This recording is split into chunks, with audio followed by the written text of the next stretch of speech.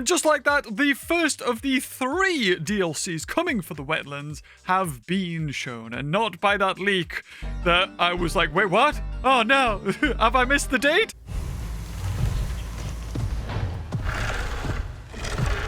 I want to say that Frontier, thank you so much. We got invited, not to the studios or anything, but to an online event where they got to tell us a little bit more about the upcoming DLC and dinosaurs' behaviors and stuff that, you know, when you're not going to see in just this footage. But speaking of the footage...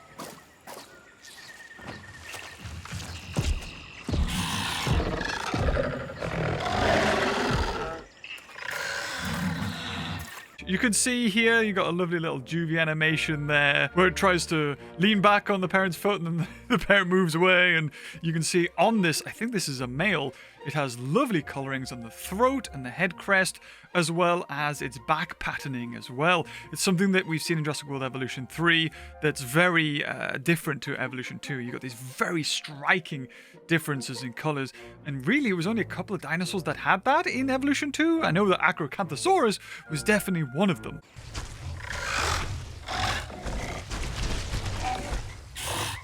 So Irritator is a semi-aquatic species. It is a family group unit. It has babies. It has male and female sexual dimorphism. The males have, I think, higher eyebrows and a bigger crest in the middle of its head.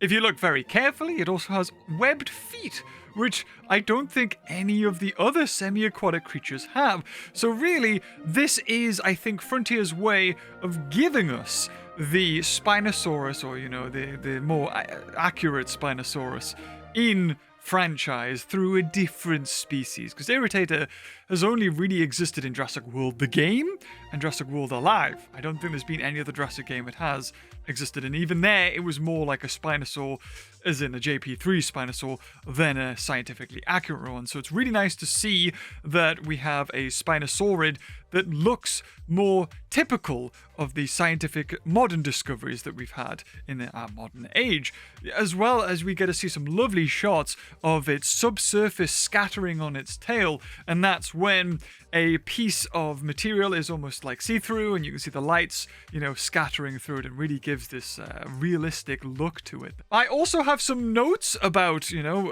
the event that I went to. I was diligently taking notes, so things to expect when putting the Irritator in your park. Well, first off, apparently it needs a lot of deep water in its enclosure. If you've ever made a Spinosaur, that too also needs a lot of deep water. It also has a matriarchal society, this meaning that the females are probably going to be the alphas, I would assume, and their link to their babies is very important.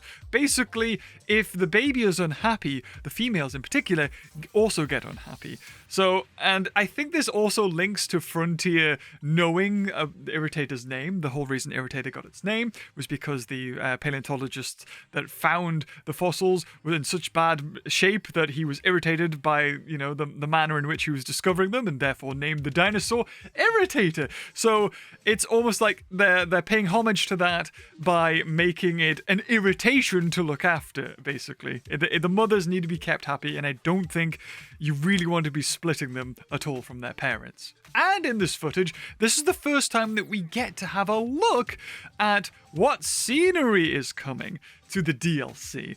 I'm assuming this, of course, if you don't buy the DLC, you don't get access to this. This isn't a free update. So you basically you're basically able to make your own bayou. You've got lots of wooden planks. And I think, of course, when we were seeing the event, the way that we could place these down was very intuitive. At the boardwalks, they snap to each other, a bit like the foundations that you have, but they're not foundations. They will snap to each other there, as well as you can see some trash bags, some extra seating. And when I was in that event, they also made a particular mention to the way the lights are reflected in the water, and that is all due to the new engine, or this, you know, the Jurassic World Evolution 3 has over Jurassic World Evolution 2. It's just an upgrade all around as far as graphics goes, and including stuff like that, where you have lights being able to illuminate from different angles.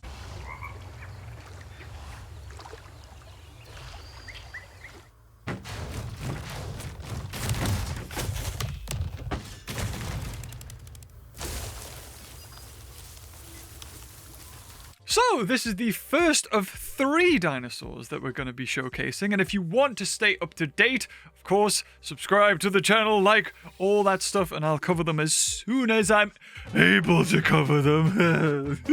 And of course, when the DLC comes out, we'll be looking over everything, that being the species, maybe not the scenery items, because maybe we'll incorporate them in a playthrough instead of like a dedicated video for the sceneries if I don't know if I can be bothered. But as someone that has actually been making a swamp biome in a lagoon in Jurassic World Evolution 3, these trees are absolutely perfect, as well as the scenery items allowing you to make these huts that stand on struts above the water, so I'm probably going to include that in one of my builds. And there you have it. As far as semi-aquatics go, we now have Spinosaurus, Suchomimus, Baryonyx, and Irritator. And I think, apart from Ichthyovenator, that is all of the Spinosaurid family that are well known in the public zeitgeist. And I say public zeitgeist, I'm basically just dino nerds like me and you. There's probably some other types of species, but they're the big 4 or 5 that I can think of off the top of my head.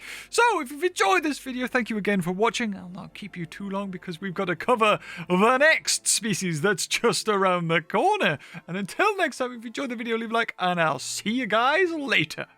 Bye-bye.